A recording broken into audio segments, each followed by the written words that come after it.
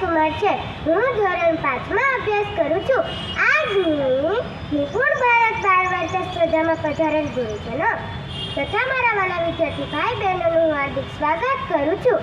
હું આજ તમને એક સરસ મજાની વાર્તા કહીશ, જેનું નામ છે ઝંઝરવાડી ચક્કીબાઈ.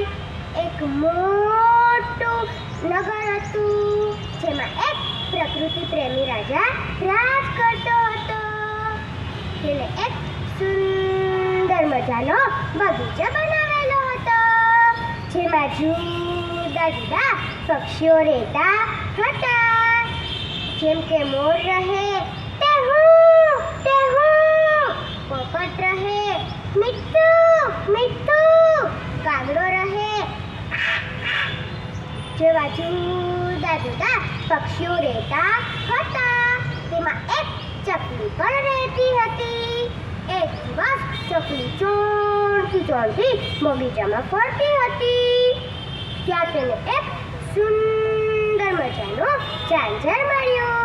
ચકલી બોલી, આ તો મને બહુ ગમે, તેમ કહી ઝાંઝર પગમાં પહેરી લીધું. થોડા દિવસો વીતી ગયા અને એક દિવસ રાજા બગીચામાં ફરવા નીકળ્યો. ચકલી રાજાને જોઈ સામે આવી ફૂલાઈને ગીત ગાયું.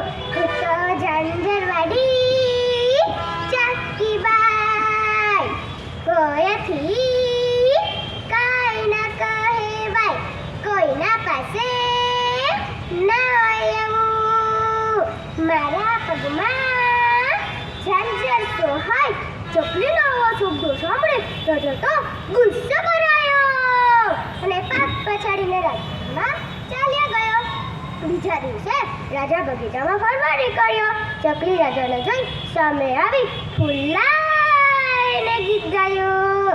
હું તો ઝંઝરવાડી ચક્કીબાઈ, કોઈથી કાંઈ ના કહેવાય, કોઈના પાસે ના હોય એવું. મારા પગમાં ઝંઝર તો હોય. ચકલીનો આવા શબ્દો સાંભળી રાજા તો નિરાશ થઈ ગયો અને ચકલીના પગમાંથી ઝંઝર આપી લીધું. ચકલી બોલી, રાજા ભિખારી, મારું ઝંઝર લઈ લીધું.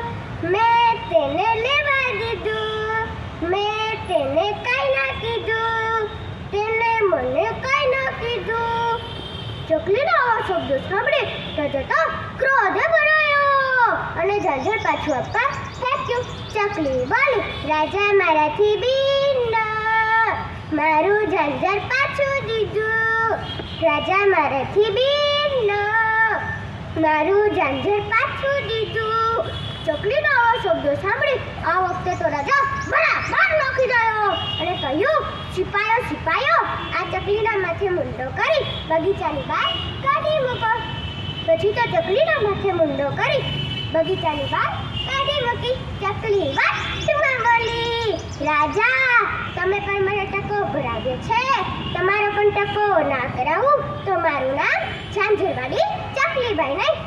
તેમ કહીને ચકલી ચાલી જાય છે અને રાજા પણ પોતાના રાજમહેલમાં ચાલી જાય છે. અને રાજા તો રોજ મંદિરમાં દર્શન કરવા જાય છે અને આજે પણ મંદિરમાં દર્શન કરવા જાય છે અને બે હાથ જોડીને કહે છે, હે ભગવાન, મારું ભલું કરજો. મંદિરમાં છુપાયેલી ચકલી કહે છે, તારું ભલું ના થાય. રાજા કહે છે, કેમ, મારા શું વાગનો છે? મંદિરમાં છુપાયેલી કહે છે, છુપાયેલી ચકલી કહે છે, તું પહેલા તારા માથે મુંડન કર, પછી તારું ભલું કરું. પછી તો રાજા પોતાના રાજમહેલમાં જાય છે અને એક માણસને બોલાવીને કહે છે, મારા માથે મુંડો કર.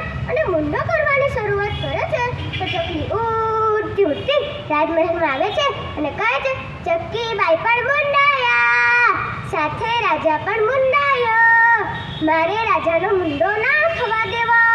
ચકલીનો આવો શબ્દ સાંભળી રાજા તો શરમાઈ ગયો ને ચકલીને માફી માંગી. ચકલીએ પણ અભિમાન ન કરવાની માફી માંગી અને રાજાએ તો આખા નગરમાં બેનવાળીથી વરઘોડો કાઢ્યો અને બધા પણ ખૂબ નચાન ચકલી પણ નાચી. રાજાએ બધા માટે ચાલીસ ખાવાનું બનાવ્યું અને ખાધું પીધું અને મોજ કરી. આ વાર્તા પરથી આપણને શીખવા મળે છે કે નાના મોટા સૌને આદર આપવો જોઈએ અને કોઈ દિવસ અભિમાન કરવું જોઈએ નહીં. અસ્તુ. જય જય